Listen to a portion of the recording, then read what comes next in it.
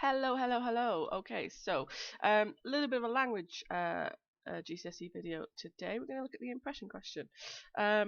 This is a question that can come up in the Unit 2 or Unit 3 WJEC English language paper.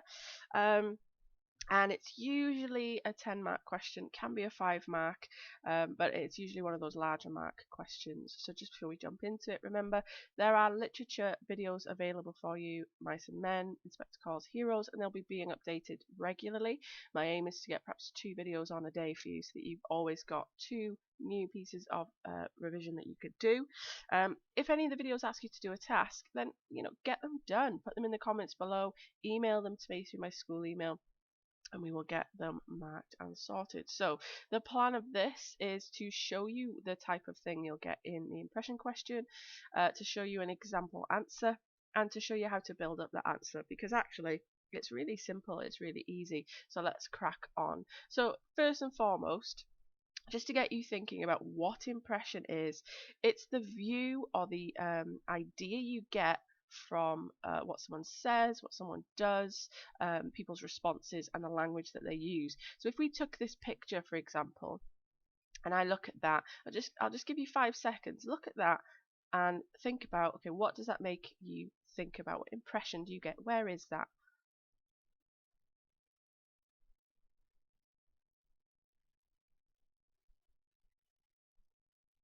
Okay, so hopefully you've looked at that and you've thought, okay, well, where could it be? And possibly answers like France because of the large tower here.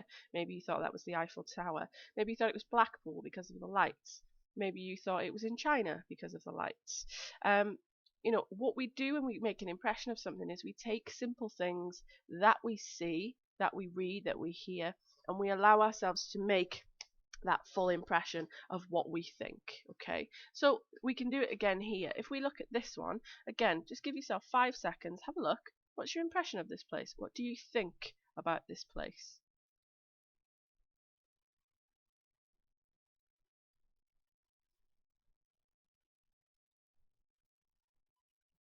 So when we look at it, if we look at the fun fair here, so the red is missing, the eye is broken, we've got marks across the window. You can see, there's wires hanging down. So an impression I get of this place, it's run down, it's dilapidated, it's not being looked after, it's an old building. Perhaps it doesn't have, it's not a particularly popular business, otherwise they would have fixed it. Yeah, so what we do is we look at things like that and say, okay, well, what do I see, what can I read, what can I see on that image or in that text, and what does that make me think? That is basically just what impression is. So we're going to look at a Bill Bryson article about Blackpool, okay, and you can see down the bottom here there's a couple of words I've just translated for you there, so in case you haven't seen them before. So the question here was, what impression does Bill Bryson give us of Blackpool? Really, a typical impression question there. Okay, so we'll read it through, and then what we'll do is we'll have a look and we'll have a think about the impression it gives us. So Blackpool, and I don't care how many times you hear this, it never stops being amazing, attracts more visitors every year than Greece, and has more holiday beds than the whole of Portugal. Whatever you may think of the place, it does what it does very well, or if not very well, at least very successfully. In the past 20 years, during a period in which the number of Britons taking traditional seaside holidays has declined by a fifth, Blackpool has increased its visitors' numbers by 7% and built a tourism into a 250 million year industry. No small achievement when you consider the British climate, the fact that Blackpool is ugly, dirty, and a long way from anywhere, that its sea is an open toilet, and its attractions nearly all cheap, provincial, and dire. Now, it doesn't matter what your opinion on Blackpool is, that's not my opinion, but this is Bill Bryson. So what we're going to do now is look at, okay, what does he say? And what could that make us think? So if we just take this first section here, these top 3 lines. So if I just get a highlighter tool, if I can do that, learning how to do this on the job, very exciting. And I can't do it. Ha! How interesting. Okay, I will just point and click. That'll be just as much fun, won't it? So, Blackpool, and I don't care how many times you hear this, It never stops being amazing. Attracts more visitors every year than Greece. Okay, it's attracting more people every single year than Greece. What impression does that give us then? So if more people are going there than Greece, it must be more popular than Greece. So the impression we get there is this is a popular tourist destination. It doesn't say that in the sentence, but we can infer it. We can read between the lines, look behind the meaning. If it's attracted more visitors, it's more popular. So the impression I get from that sentence is it's a more popular tourist attraction and has more holiday beds than the whole of Portugal. Okay, so again, more holiday beds than Portugal. What does that tell me? So there's lots of beds, there's lots of hotels. So this is a huge tourist destination and people are going there. Its main source of tourism and income is holiday makers. I can get that from that sentence. Is this making sense? Yeah? So, whatever you may think of the place, it does what it does very well. Or if not very well, at least very successfully. Again, what we can pull out there. Okay, it might not be doing it very well, but it's doing it successfully. So this isn't a place, 5-star place. This isn't a place everything's perfect, but it's working. Okay. In the past 20 years, during a period in which the number of Britons taking traditional seaside holidays has declined by a fifth, Blackpool has increased its visitors' numbers by 7% and built it into 250 million a year industry. Okay, impression from that. So Britons aren't going on seaside holidays, but Britons are going to Blackpool. So what does that tell us? Okay, why are they not taking holidays? Expensive. Why are they going to Blackpool then? Cheap. So again, our impression we can build there is that it must be a cheap, attractive holiday for Britons with a lower income. Easy as that. No small achievement when you consider the British climate, the fact that Blackpool is ugly, dirty and a long way from anywhere, that its sea is an open toilet, and attractions nearly all dire and provincial. Okay, impression. It doesn't look very good. It's cheap. It's not looked after. It's not 5-star. I think we could say that from the way he's describing it. So you can see from just literally these two little paragraphs, you can see that what we're doing is we're taking a sentence and we're saying, okay, what does it say? What does that make me think? What's underlying there? What can I move to from that? Okay, so again, we've got attracts more visitors than Greece. Main source of income is holiday beds, is tourism. It must be cheap because everyone's going there when they don't have money, and it's a place that isn't looked after. Okay. He continues. It was the illuminations that brought me here. I'd been hearing and reading about them for so long, and I was genuinely keen to see them. What does that? If he's been hearing about these lights for so long, they must be popular. This must be a popular attraction in Blackpool. He's been hearing about them again and again and again. What impression? The lights are a popular thing in Blackpool. Everybody goes to see them. So after securing a room in a modest guest house on a back street, I hastened to the front in a sense of some expectation. Well, all I can say is that Blackpool's illuminations are nothing if not splendid, and they are not splendid. So what is he implying there? They're nothing if not splendid, and they're not splendid, so they must be nothing. So the impression there he's giving is that it was a letdown. It wasn't very good. It didn't meet expectation. He's surprised it's so popular. There is, of course, always a danger of disappointment when you finally encounter something you wanted to see for a long time, but in terms of letdown, it would be hard to exceed Blackpool's light show. I thought there would be lasers sweeping the sky, strobe lights tattooing the clouds, and other gas-making dazzlements. Instead, there was just a rambling parade down the bottom, of old trams decorated as rocket ships or Christmas crackers, and several miles of paltry decorations on lampposts. I suppose if you'd never seen electricity in action, it would be pretty breathtaking. I'm not even sure of that. So, what is he implying about the people who are liking it? Because remember, up here, he tells us that he'd been hearing about them and reading about it for so long. Wow, it's super popular, everybody loves it. If you'd never seen electricity in action, it would be pretty breathtaking. What's he suggesting there? He's suggesting that the people who are enjoying it must be poor, cheap, uneducated. That's the impression he's giving of the people of Blackpool. It all just seemed tacky and inadequate on rather a grand scale, like Blackpool itself. Okay, so again, if we take the impression from this first section, it's very, very popular. Main tourist is holiday beds. It must be a cheap holiday. It's not a particularly nice place.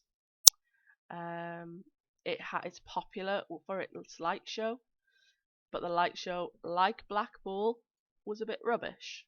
That's the impression he's given. Now, none of that he's outright said, but when we read what he's saying, that's the idea he's giving. That's what the impression is, and that's how we do impression. We just read something and say, well, what do they say? What does that make me think? That's an impression. So we've got an example of a paragraph here. So here's the question that we had earlier. This is an example paragraph. Bill Bryson uses words and phrases in the text to show a negative impression of Blackpool. Now, those of you who have been doing the PEE or the P-as technique, this is our point. Okay, so we would have this as our point. Okay, he states that Blackpool is ugly, dirty, and a long way from anywhere. Okay, our evidence, there it is. Okay, point, evidence. You know what comes next. We need to now explain why this evidence proves this point. Okay, this implies that Blackpool is not a nice place to go, as Bryson gives us negative adjectives describing words such as ugly to show it is not a pleasant image. There's our explain. But what we can do is we can go a little bit further, because you're talking in this point, evidence, explain about how it's not a pleasant image, how it's dirty, it's not very nice there. So we can keep going because we have more evidence from this. This idea continues, with the words long way from anywhere, which also suggests that it would take you a long time to get there, and it is the opposite of anywhere, which influences the reader and makes them think it's not worth going. Okay, that's what we call our as, our add, and our sum up. Let me find another thingy there. So if you were doing a PEE, it would be this section here: point, evidence, explain. Then, if you want to build up that paragraph, if you've got more evidence that you could have used, we can build it up and we can add some evidence and then sum that up. Okay, it is as simple as that. If this bit is a little bit confusing for you, take it out. You stay with your point, evidence, explain. Okay, now you can see here that this is a good way to build up a paragraph: blue, red, green, purple. What I want you to do is I want you to go back to this section here. Okay, so in a minute you can go back and pause it on this and flick between the two. Maybe take a picture of this on your phone so that you can look at this beside you. And I want you to use the blue, red, green, purple way to basically create a paragraph for me. So you use one of the blue starters, then a red, then a green, then a purple. Building it up. So for example, let's do an example one right here now. So Bill Bryson gives the reader the impression that Blackpool is a cheap but popular holiday destination. I'm going to use this one. Evidence to support this is attracts more visitors every year than Greece. This suggests that this must be a very popular place, as more people are going there than the popular country of Greece, and are sticking to this British seaside holiday. This could also make the reader feel that it must be a cheap destination, as so many people can go in there. As he also says, Blackpool has increased its visitors number by 7%. This is showing that more people are going for the cheap holiday destination, and it must be popular. Boom. What we have there is a P-as. Okay, it is as simple as that. So one from the blue, one from the red, one from the green, one from the purple. If you use that system, you can build it up. Okay, so take a picture of this screen here, pause the video on this, have a go now please. Do yourself a paragraph And then when you've done that, just come back, okay, and just watch the last few minutes of the video.